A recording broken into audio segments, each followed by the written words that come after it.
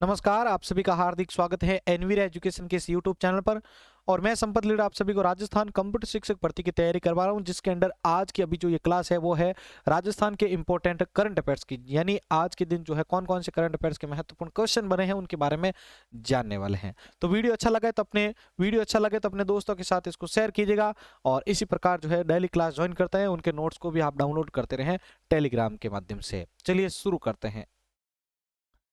तो देखिए आज का हमारा पहला प्रश्न है, हाल ही में जारी स्टेट एनर्जी एफिशिएंसी इंडेक्स 2020 में राजस्थान का कौन सा स्थान रहा है।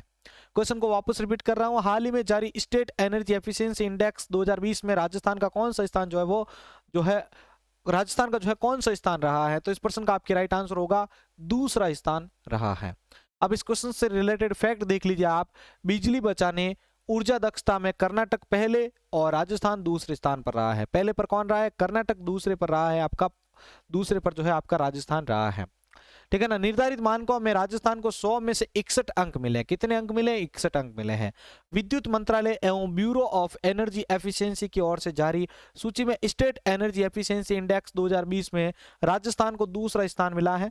खास यह है कि वर्ष में राजस्थान का अंतिम यानी जो इससे पहले जो है 2 वर्ष पहले जो है राजस्थान का जो राजस्थान जो है अंतिम 10 राज्यों में था, तथा एक साल में ही शुरुआती सूची में जो है दूसरे नंबर पर आ चुका है। यानी एक साल के अंदर अंदर बहुत ही ज्यादा जो है इंप्रूवमेंट देखने को मिल चुका है। आगे बढ़ते हैं नेक्स्ट करंट अफेयर्स के क्वेश्चंस की ओर। दूसरा प्रश्न है, राजस्थान में घर घर औषधि योजना के अंतर्गत पौध वितरण में कौन सा संभाग जो है वो अव्वल पर रहा है। तो इस प्रश्न का उत्तर होगा कौन सा संभाग अव्वल रहा है? उदयपुर संभाग जो है वो अव्वल रहा है घर घर औषधि योजना के अंतर्गत पौध वितरण यानी पौधों के जो वितरण के लिए घर घर औषधि जो है उस योजना के अंतर्गत। अब देखिए यहाँ पर इससे रिगार्डिंग जो फैक्ट बनते हैं, घर घर औषधि योजना के वर्तमान वर्ष का पूरा पौध वितरण में उदयपुर संभाग जो है वो अव्वल पर रहा है, भरतपुर दूसरे और अजमेर संभाग तीसरे स्थान पर रहा है। राज्य सरकार और वन विभाग की महत्वपूर्ण घर घर औषधि योजना के प्रथम वर्ष के पौध वितरण कार्य में उदयपुर संभाग जो है वो अव्वल पर रहा है। उदयपुर संभाग ने 100% लक्ष्य पूर्ण करते हुए यह उपलब्धि हासिल की है। किस योजना के अंतर्गत? घर घर औषधि योजना के अंतर्गत उदयपुर संभाग ने जो है ये अव्वल रहने वाली जो उपलब्धि थी वो प्राप्त की है। आगे बढ़ते हैं नेक्स्ट प्रश्न की ओर। नेक्स्ट प्रश्न है, हाल ही में किस राज्य में जाति प्रमाण पत्र जारी कराने में पिता के नाम की बाध्यता समाप्त कर दी गई है। यानी किस राज्य में जो है आपके जाति प्रमाण पत्र अब जो जारी होता है उसमें पहले पिता का नाम जो है जरूर था, अब उसकी बाध्यता जो है समाप्त कर दिया। आप जो है माता के नाम से भी जारी करवा सकते हैं। तो ये देखिए आपके राजस्थान के अंदर ये नियम लागू किए गए हैं। यहाँ पर देखिए आप, राजस्थान में अब अनुसूचित जाति, अनुसूचित जनजाति व अन्य पिछड़ा वर्ग और आर्थिक रूप से पिछड़ों के लिए जाति प्रमाण पत्र जारी करने में पिता के नाम की बाध्यता अब समाप्त कर दी गई है। ठीक है ना। पिता के स्थान पर मां के नाम से भी जाति प्रमाण पत्र जारी किया जा सकेगा। इस मामले में मंत्रिमंडल द्वारा प्रस्ताव मंजूर कर लेने के बाद सामाजिक न्याय अधिकारिता विभाग ने यह आदेश जारी कर दिया है। आगे बढ़ते हैं नेक्स्ट प्रश्न की ओर। नेक्स्ट प्रश्न है, हाल ही में राजस्थान हाईकोर्ट में न्यायाधीशों की संख्या वर्तमान में कितनी हो गई है। तो इस प्रश्न का उत्तर होगा आपके 28। कितनी हो गई है भाई? 28 जो है वो न्यायाधीशों की संख्या हो चुकी है। अब देखिए यहाँ पर जयपुर महानगर क्षेत्र प्रथम के जिला एवं सत्र न्यायाधीश उमाशंकर व्यास को हाईकोर्ट न्यायाधीश नियुक्त कर दिया गया है। ठीक है। राष्ट्रपति की मंजूरी के बाद केंद्रीय विधि एवं न्याय मंत्रालय ने इस बारे में 25 अक्टूबर को अधिसूचना जारी कर दी है। उनके न्यायाधीश पद की शपथ लेने के बाद राजस्थान हाईकोर्ट में न्यायाधीशों की संख्या सीजे सहित कितनी हो गई? आपके 28 हो गई है। आगे बढ़ते हैं नेक्स्ट प्रश्न की ओर। हाल ही में किस राज्य में Rajiv Gandhi scholarship for academic excellence की स्कीम की जो है वो शुरुआत की गई है।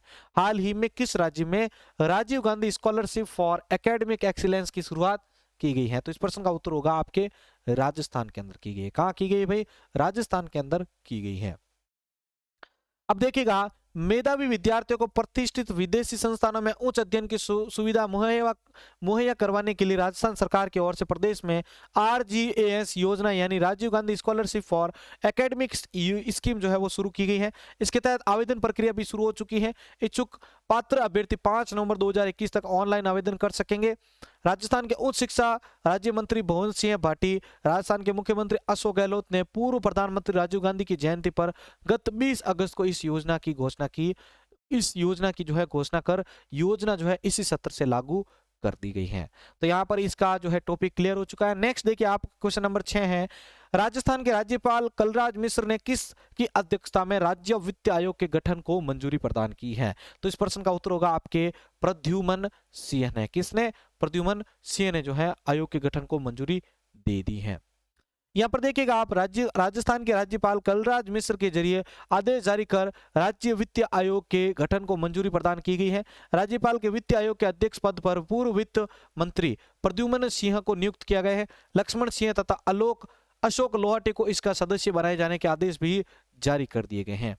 आगे बढ़ते हैं नेक्स्ट प्रश्न की ओर। भारत के किस राज्य में युवा वैज्ञानिकों को प्रोत्साहन हेतु विज्ञान और प्रौद्योगिकी के क्षेत्र में स्ट्राइड अवार्ड दिए जाएंगे? कौन से स्ट्राइड अवार्ड? किस क्षेत्र में? आपके विज्ञान और प्रौद्योगिकी के क्षेत्र में। तो ये यहाँ पर आपके राजस्थान के अंदर ये जो है लागू किया गया है।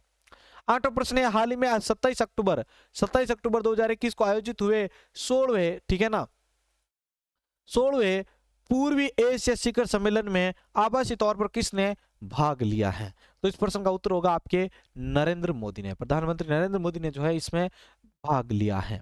अब यहां पर देखिएगा, प्रधानमंत्री नरेंद्र मोदी 27 अक्टूबर 2021 को आयोजित हुए 16वें पूर्वी एशिया शिखर सम्मेलन में आभासी तौर पर भाग लिया है। उन्होंने पूर्वी एशिया शिखर सम्मेलन इंडो पैसिफिक में प्रमुख नेताओं के नेतृत्व वाला यह मंच होता है। आगे देखिए 9वां प्रश्न है आपके, राजस्थान का कौन सा जिला सौर ऊर्जा से बिजली उत्पादन करने में शीर्ष पर रहा है? तो इस प्रश्न का उत्तर होगा आपके जोधपुर जिला जो है वो शीर्ष पर रहा है। अब देखिए यहाँ पर प्रदेश के 20 जिलों में सौर ऊर्जा से बिजली उत्पादन हो रहा है। इनमें से सर्वाधिक 3,837 मेगावाट और सौर ऊर्जा जो है वो आपके जोधपुर में पैदा हो रही है, जबकि 1200 मेगावाट, कितनी? 1200 मेगावाट के साथ जैसलमेर दूसरे स्थान पर, इसके बाद बीकानेर, भीलवाड़ा और पाली जो है स्थान क्रमशः रहे हैं। तो यहाँ पर आपका ये क्वेश्चंस भी जो है क्लियर हो चुका है। आगे देखिए लास्ट 10वां प्रश्न, इसके बाद आपके सामने जो क्वेश्चन आए उनका आंसर आपको कमेंट बॉक्स में देना है। हाल ही में भारत में भ्रष्टाचार को रोकने और उनके खिलाफ लड़ने के लिए सतर्कता जागरूकता सप्ताह की शुरुआत कब से हुई है? तो इस प्रश्न का उत्तर होगा आपके 26 अक्टूबर। कब हुई है भाई? 26 अक्टूबर को जो है हुई है। तो यहाँ पर अब आपके सामने आज के जो इंपॉर्टेंट क्वेश्चन जो मैंने अभी आपको पढ़े हैं उनमें से कुछ क्वेश्चंस हैं, इनके आंसर आपको कमेंट बॉक्स में देने हैं। पहला प्रश्न है, राजस्थान में घर घर औषधि योजना के अंतर्गत पौध वितरण में कौन सा संभाग अव्वल रहा है? दूसरा प्रश्न है, राजस्थान के राज्यपाल कलराज मिश्र ने किसकी अध्यक्षता में राज्य वित्त आयोग के गठन को मंजूरी प्रदान की है? और लास्ट तीसरा प्रश्न है, राजस्थान का कौन सा जिला सौर ऊर्जा से बिजली उत्पादन में शीर्ष पर रहा है?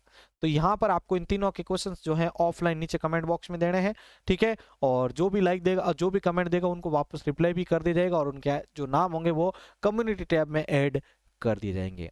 तो साथ ही यहाँ पर आपको आज बताना है वीडियो कैसा लगा है, अच्छा लगा तो अपने दोस्तों के साथ शेयर कीजिए और राजस्थान के स्पेशल करंट अफेयर्स ज्वाइन करने के लिए हमारे चैनल को आज ही सब्सक्राइब करें। जय हिंद, जय भारत।